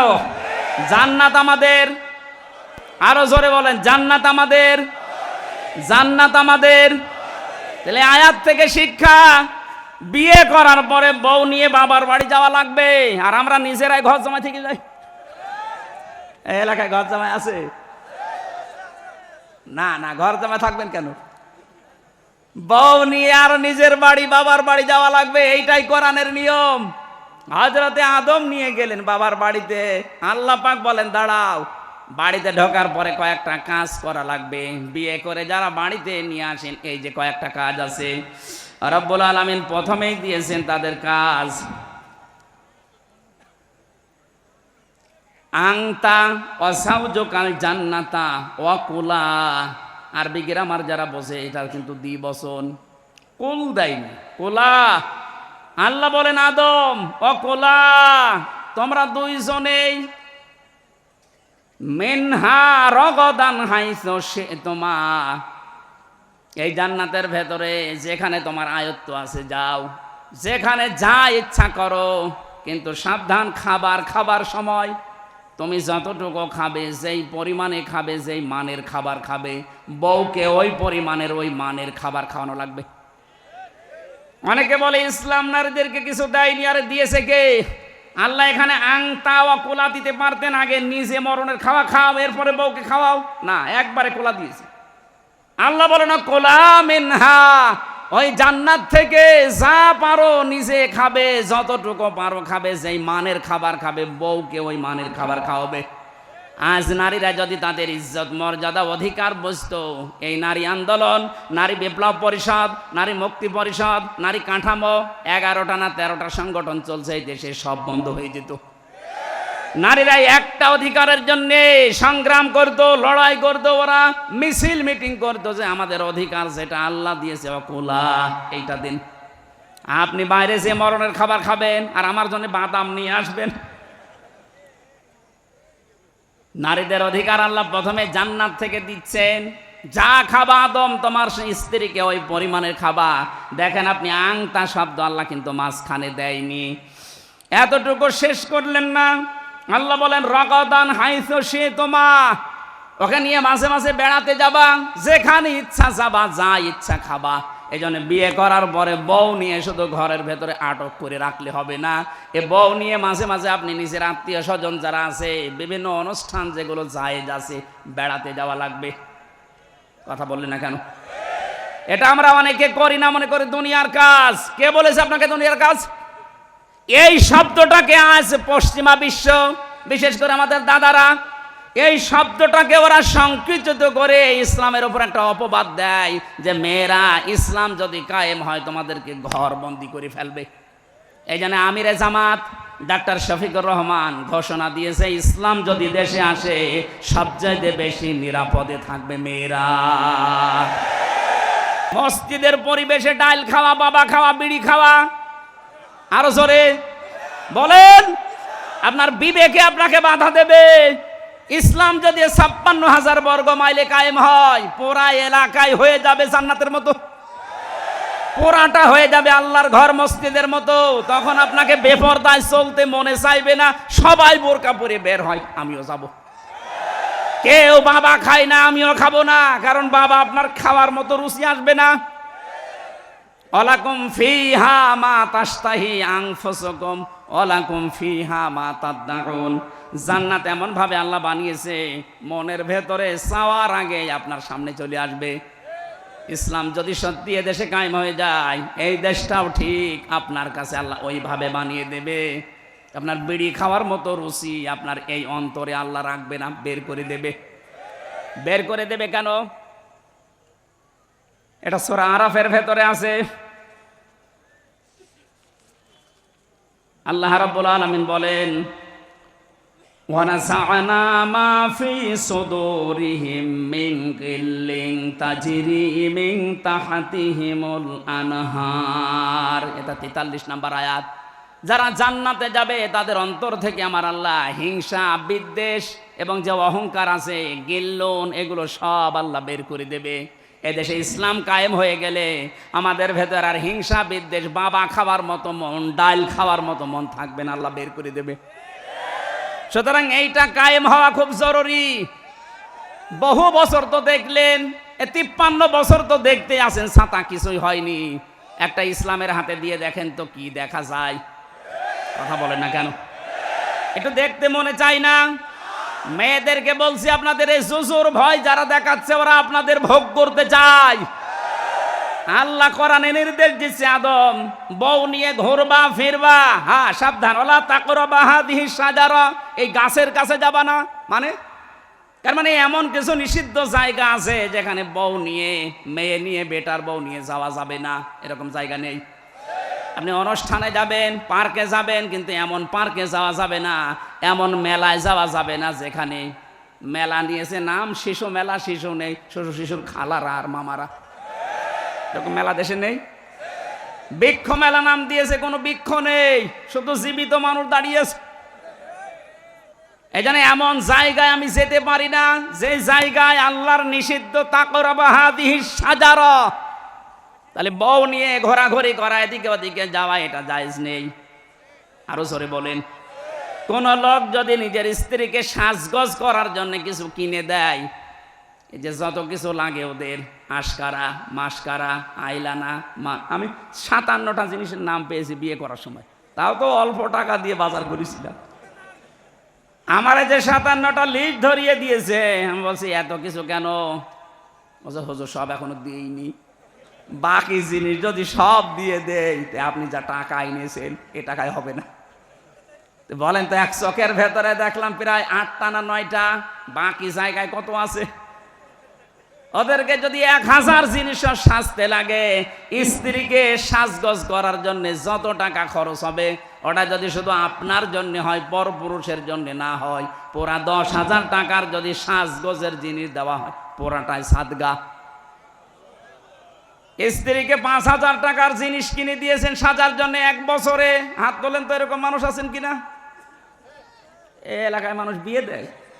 এই যে একজন, না এটা রেকর্ড হচ্ছে, এই যে ছবি তুলছে সব, এই স্টেজে একটা মানুষও হাত তুললো না। এদের কি বউ আছে না গেছে?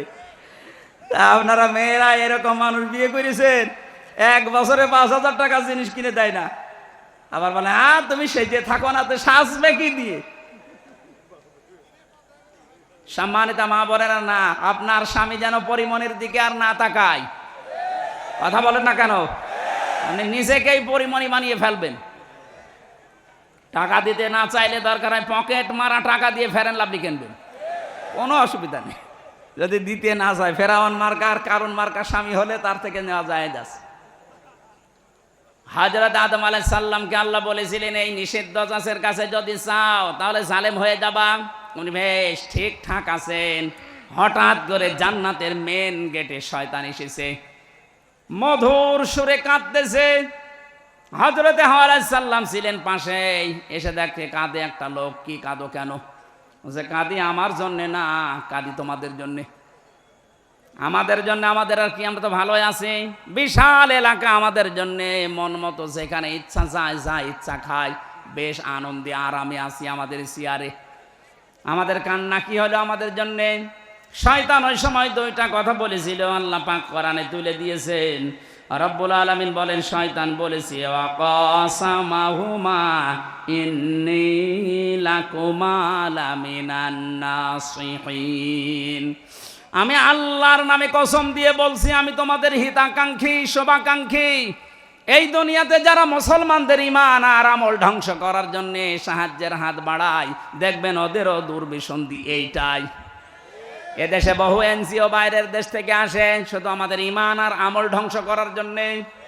10 টাকার উপকার করলে সুদের মাধ্যমে 20 টাকা চুষে নেয়। এই কথা বলছেন এখন। শয়তান প্রথমেই কথা বলতে গিয়ে কেঁদে ফেলেছে। কথা বলতে কি প্রথমেই ও কেঁদে ফেলেছে। আল্লাহ পাক বলেন, শয়তান প্রথমেই কথা বলতে গিয়ে কাঁদছিল। হযরতে হাওয়া তার কান্না দেখে গলে গেছে। তিনি ডাক দিয়ে বলেন, আপনি কাঁদবেন না। কাঁদেন কেন? কি হয়েছে? আমাদের জন্য আপনার কাঁদা দরকার নেই, বলেন তো কি? এই জন্য শয়তান মার্কা মানুষ দুনিয়ায় যারা আসবে, আপনি দেখবেন তারা কথা বলার আগেই কেঁদে ফেলে। আমরা তো তাই দেখেছি। ওর বাবা মারা যাওয়ার পর থেকে কান্না আরম্ভ। কথা বলতে গেলেই বলে আমার কেউ নেই, কেউ নেই, এই কেউ নেই কেউ নেই বলেই কেঁদে ফেলে। তোর কেউ নেই, আমরা কি করব? এতিম মানুষ, এতিমের জন্য এতিমখানা আছে।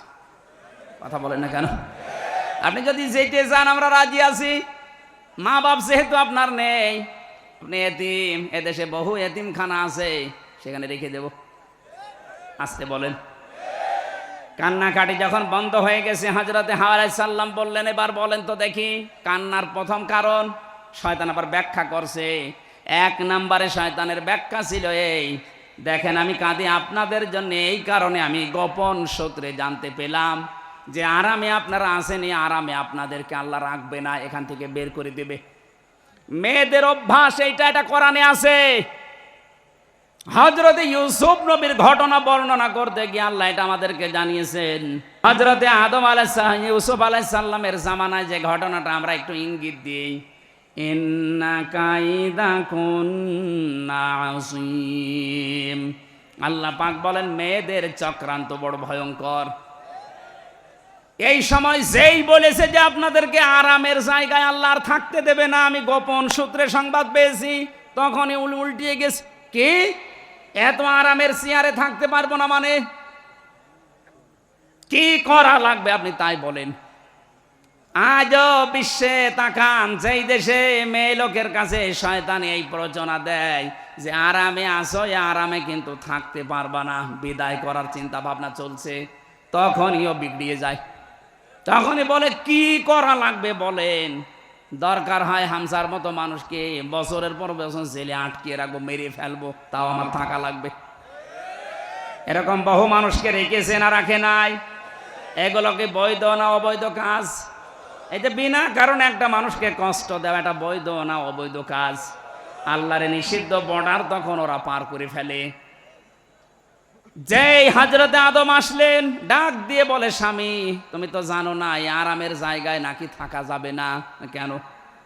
এই গোপন ভিত্তিতে একটা আল্লাহর ভালো মানুষ এসেছিল, আমাকে জানিয়ে গেছে চলো এই গাছের গন্ধম গাছের ফল খাওয়া লাগবে। হযরতে আদম প্রথম তিনবার নিষেধ করেছিলেন, না এটা করা যায় না, এটা আল্লাহর নিষেধ। ওর মাথার ভেতরে যেহেতু একটা বুদ্ধি পাকিয়ে দিয়েছে শয়তান, প্ররোচনা দিয়েছে, ফাওয়াসওয়াসা লাহুমা শাইতানু লিইবদিয়া লাহুমা মা বুরিয়া আনহুমা ইলা আখিরি আয়াত। আল্লাহ পাক বলেন আদম নবী আলাইহিস সালাম রাজি যখন হচ্ছিলেন না, যেহেতু টার্গেট করেছে শয়তান মহিলাকে, এই জন্য মহিলাকে টার্গেট করার কারণে মাথার ভেতরে ঘোর পাক খাচ্ছে, কখন আমার এই আরামের জান্নাত হারিয়ে যায়। বারবার যখন বসায় স্বামীকে, তাড়াতাড়ি করেন আমাদের হিতাকাঙ্ক্ষী শোভাকাঙ্ক্ষী এ ওয়াজ আমাদেরকে করেছে, শেষে বলে না আমি পারবো না। হযরতে হাওয়া আলাইহিস সালাম শেষ পর্যন্ত আদম নবীর সাথে কথাও বন্ধ করে দিয়েছিল। ঠাকুরগাঁওবাসী পরিবারে যদি স্ত্রী স্বামীর সাথে কথা বন্ধ করে দেয়, ও পরিবার টেকে? অশান্তির দাবানল জ্বলছে, তাও তো তারা মাত্র 2 জন। আমাদের দেশে কত মানুষ আমরা বিভিন্ন জায়গায় আছি, স্বামী স্ত্রীর কথা বন্ধ করলে বাইরে যে চার দোকানে গল্প করা যায়, কত মানুষ আছে মনের কথা বলা যায়। আর আদম নবী স্রেফ একা, স্ত্রী কথা বন্ধ করে দিয়েছে, বলেন তো কি একটা অবস্থা। কেউ নেই তো গল্প করার। আর শেষ পর্যন্ত রাজি হলেন, গাছের কাছে গেলেন, তারপরও ফল ছিঁড়তে রাজি না। হযরতে হাওয়া পেছন দিক থেকে যে জোর করে ফল ছেড়েছিলেন, গাছের পাতাটা ফলটা ছেড়ার পরে যে কষ পড়েছিল, এটা দুর্বল বর্ণনাটা, তারপর আমি শিক্ষার জন্য বলছি। এই যে কষ পড়েছিল ওখান থেকে এই পাতাটা ছেড়ার পর বরদোয়া দিয়েছিল এই গাছ, আমি নিষিদ্ধ ছিলাম, আমার শরীর থেকে যে কষ আর কষ ঝরিয়েছ, যৌবন প্রাপ্ত হলে আল্লাহ তোমার শরীর থেকে এরকম কষ ঝরাবে। এই জন্য মেয়েদের এই বরদোয়া লেগিয়াস, মাসে 3 দিন 7 দিন 10 দিন, কথা বলছে না কেন? আল্লাহ রাব্বুল আলামিনের এই যে জান্নাতের ভেতরে যে গন্ধম গাছের এই বরদোয়া কিয়ামত পর্যন্ত মেয়েদের উপরে লেগেই থাকবে। শেষে যখন নিজেদের লজ্জার স্থান পর্যন্ত উন্মুক্ত হয়ে গেছে, শয়তান তখন ওই জান্নাতের গেট থেকে হাসতেছে। কারণ শয়তান ছিল যৌনবাদী, ও যৌনতা ভালোবাসে। এই দেশে আজ যারা নিজেদের গোপন অঙ্গগুলোকে মানুষের সামনে প্রকাশ করে নিজের আনন্দ পান, বুঝবেন আপনি শয়তান হয়ে গেছেন। বলে হুজুর আমাদের শয়তান দেখান। শয়তান দেখাতে আবার আমেরিকায় যাওয়া লাগবে? যেগুলো ঢেকে রাখা দরকার মেয়েদের পুরুষদের, ওইগুলো যারা ঢেকে রাখে না, ওইটা একটা টাটকানির ভেজাল শয়তান। কারণ শয়তান উলঙ্গ থাকতে ভালোবাসে। এক কথা বলেন না কেন? যৌনতা ছড়াতে ভালোবাসে শয়তান। হযরত আদম এবং হাওয়ার 2 জনের পোশাক যখন খুলে গেছে, শুধু পোশাক খোলা না, শেষ পর্যন্ত প্রসাব পায়খানার প্রয়োজন দেখা দিয়েছে। আল্লাহ পাক বলেন না, এখানে এই কাজ করা যাবে না, সিস্টেম নেই। কুলনা হাবিতু মিনহা জামিআ, চলে যাও সবাই মিলে আমার জান্নাত থেকে নেমে যাও। এখানে সবাই মানে আদম হাওয়া এবং তাদের সন্তানরা আর ওই শয়তান, সবাইকে নামিয়ে দিলেন। পৃথিবীতে আসার পরে তারা 300-350 বছর পর্যন্ত কেঁদেছিল। হযরত আদম আলাইহিস সালাম শেষ পর্যন্ত রব্বানা যালামনা আনফুসানা ওয়া ইল্লাম তাগফির লানা ওয়া তারহামনা লানাকুনান্না মিনাল খাসিরিন। এই দোয়াটা 350 বছর পর্যন্ত তিনি পড়ার পরে শেষ পর্যায়ে মুহাম্মদ রাসূলুল্লাহ রাসূলাই মাপ পেয়ে গেছেন। ওই যে আসার পরে আমার আল্লাহ বলেছিলাম এই যুগে যুগে আমার বাণী পাঠাবো, শেষ পর্যায়ে লাস্ট ভার্সন এই কোরআন এসেছে, এটা কিয়ামত পর্যন্ত থাকবে। ফামান তাবিয়া হুদায়া ফালা খাউফুন আলাইহিম ওয়ালা হুম ইয়াহজানুন, এটা যারা অনুসরণ করে চলতে পারবে তাদের দুনিয়ায় কোনো ভয় নেই, চিন্তা নেই। এ মানুষগুলো চোখ বন্ধ হলেই আবার ওই বানানো বাড়িতে ফিরে যেতে পারবে। জোরে বলেন সুবহানাল্লাহ। শয়তান এবার আল্লাহকে বলেছে, আল্লাহ আমি কিছুই পেলাম না, তুমি আমাকে কয়েকটা জিনিস দাও, কারণ তোমাকে আমি 1000 বছর 950 বছর পর্যন্ত তোমার আমি সেজদা দিয়েছি, এত সেজদা দিয়েছি, সেজদার বিনিময়ে আমি কিছু চাই। আল্লাহ ওই দিন 3টা জিনিস দিতে রাজি হয়েছিলেন। 1 নম্বরে শয়তান বলেছে, ক্বালা আনজিরনি ইলা ইয়াউমি ইউবাসুন, আমি বাঁচতে চাই, কিয়ামত পর্যন্ত আমার হায়াত বাড়িয়ে দাও। আল্লাহ বলেন দিলাম। আপনি তাকান, দুনিয়ায় যারা বেশি দিন বেঁচে থাকার আকাঙ্ক্ষা করে এগুলো এক প্রকার শয়তান। আপনি দেখবেন শয়তান মার্কা মানুষগুলো শুধু বেঁচে থাকার আকাঙ্ক্ষা বেশি। তাছাড়া যারা আল্লাহওয়ালাই মানুষগুলো দুনিয়ায় বেশি দিন বেঁচে থাকতে চায় না, ওরা চায় যত তাড়াতাড়ি বিদায় নিতে পারি তত তাড়াতাড়ি আমার মালিকের সাক্ষাৎ পাওয়া যাবে। শয়তান 2 নম্বরে বলেছিল, ক্বালা ইন্নাকা মিনাল মুনজারিন ক্বালা ফাবিমা গাওয়াইতানি লাআকুদান্না লাহুম সিরাতাকাল মুস্তাকিম। হে আল্লাহ, আমি ক্ষমতা চাই, পাওয়ার চাই, টাকা পয়সা চাই। আল্লাহ বলেন দিয়ে দিলাম, যা। তামাম দুনিয়ার দিকে তাকাবেন, শয়তান মার্কা মানুষ যারা, তাদের টাকা পয়সা, অর্থ সম্পদ, ক্ষমতা বেশি। 3 নম্বরে বলেছিল, তোমার বান্দাদেরকে ধোঁকা দিয়ে বোকা বানিয়ে আমি আমার সাথে জাহান্নামে নেওয়ার জন্য সবচাইতে ভালো ভালো রাস্তার মোড়ে মোড়ে অবস্থান করব। এই জন্য শয়তান সিনেমা হলের সামনে থাকে না, শয়তান রাজবাড়ির গলন্দ ঘাটে যায় না। ও জানে যে এখানে যারা আসবে আমার ভাইরা ভাই। শয়তান যায় কোথায়? এই যে গড়িয়া ফাজিল মাদ্রাসা, গড়িয়া কলেজ ময়দানে কোরআনের অনুষ্ঠান হচ্ছে, ও জানে যে এখানে গেলে মানুষের পরিবর্তন এসে যেতে পারে। বিভিন্ন মোড়ে মোড়ে মানুষকে উল্টা পাল্টা ফতোয়া দিচ্ছে যে এখানে যাবা হামজা রাজনীতি করবে, একথা বলছেন। এখানে এরকম মানুষ মোড়ে মোড়ে নেই, আপনি শয়তানি দেখতে পান না। চলেন আমি আপনাকে দেখাচ্ছি।